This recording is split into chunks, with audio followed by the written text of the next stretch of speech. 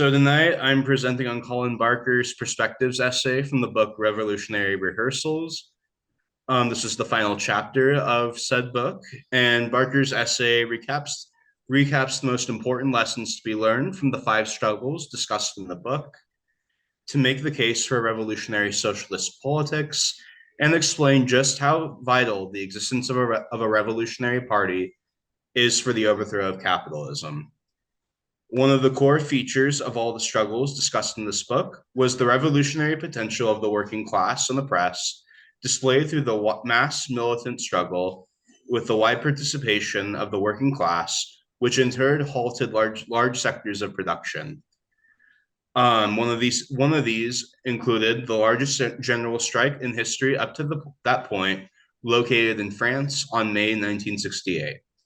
Additionally, during some of these struggles, there were attempts made by workers to run production in society themselves, such as the Chilean cordones and the Iranian shoras.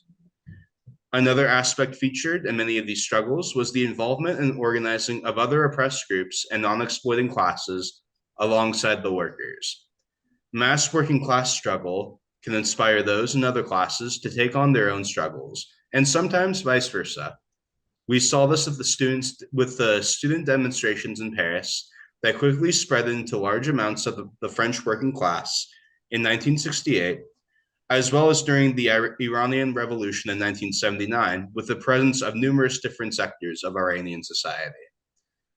The interest of the working class is not only the emancipation of itself as a class, but of humanity as a whole, including those in all marginalized groups and those in non-exploiting classes, intersecting the fight of workers' self-emancipation with the liberation of other marginalized groups and classes will only strengthen the capability of a mass struggle when it arises. However, this expansion of forces can also include significant amounts of reactionary forces, as seen during the Iranian Revolution. Sectors of Iran's religious right and petty bourgeoisie put their faith in Khomeini and rallied behind him, hence helping his rise to power and the butchering of workers' shoras and the rights of marginalized groups as a whole. The Iranian left and workers failed to combat these forces, and we must learn from that lesson and continue to combat the presence of reactionary forces in moments of struggle, even if they present themselves as fighting a common enemy that is the current manifestation of the bourgeois state. Another strategic failure of these struggles was to combat the reformist-dominated leaderships of these movements and present a revolutionary alternative to the masses. Reformist tendencies maintained a strong, influential grip on all of these struggles through both trade union bureaucracies and socialist parties dwelling in the bourgeois legislatures. Although the trade unions in these struggles helped mobilize large amounts of workers into these struggles, they also dedicated themselves to restrain the power of these struggles from becoming a threat to bourgeois state power. This wasn't because of the specific individuals leading these unions, but rather they must systemically maintain this contradictory nature in service of capital. Reformist parties that stuck to the halls of legislature weren't any more help to the workers, posing as their allies while carrying on the work of the capitalist ruling class. The tragedy of Chile's Salvador Allende and the UP demonizing striking miners as Nazis and imperialists, making backroom deals with Chilean capital, and doing everything possible to combat the workers' struggle provides a bleak example of what the endgame of the DSA and Democratic Party in the US will be, which is a contradictory cycle of revolutionary wordplay and caressing the hands of capitalists until the emergence of massive bloodshed from reactionary forces. As some of our comrades tragically like to say, all reformist roads lead to a Chilean soccer stadium. Rather than collaborate with the reformist wings of the bourgeois state, it must be challenged head on and sought to be destroyed entirely. All these struggles suffered from a lack of organized effort to directly combat the capitalist state, which in turn also contributed to their demise. Sometimes the bourgeois state changes form and can do so in a way that can convince a large portion of the masses, as seen in Iran with the rise of Khomeini and this anti-Western rhetoric. We must oppose the bourgeois state in all of its forms and all of its periods of transformation, including ones that aren't as blunt about the brutality and oppression and can successfully appeal to the masses through progressive, revolutionary, and/or anti-imperialist rhetoric. To successfully overthrow the capital and its state forces, the existence of a well-organized revolutionary party is vital.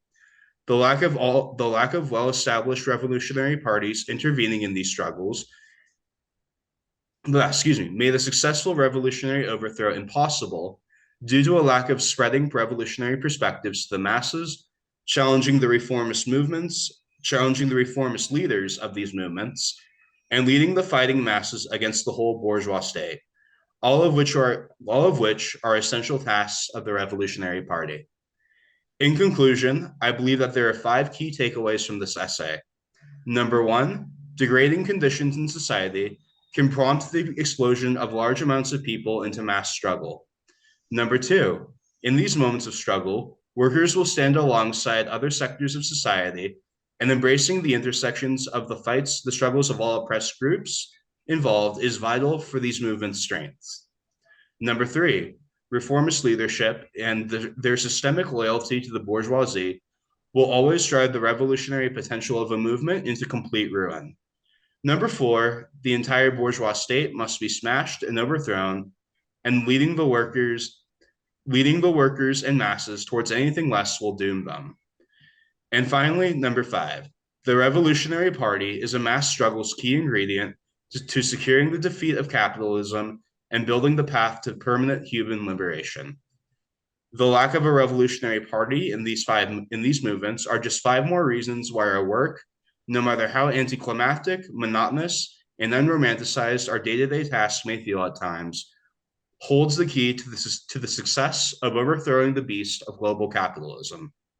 With looming existential threats of a resurging far right, the possibility of nuclear war, and the climate crisis, it's no longer a generic fictional phrase to say that the fate of the world rests in the hands of us revolutionaries in our work. Yet we must never be encouraged by the storm, no matter how deadly it appears. Doing so will lead us into the traps of pessimism and cynicism, which are counter-revolutionary attitudes that put us all in danger.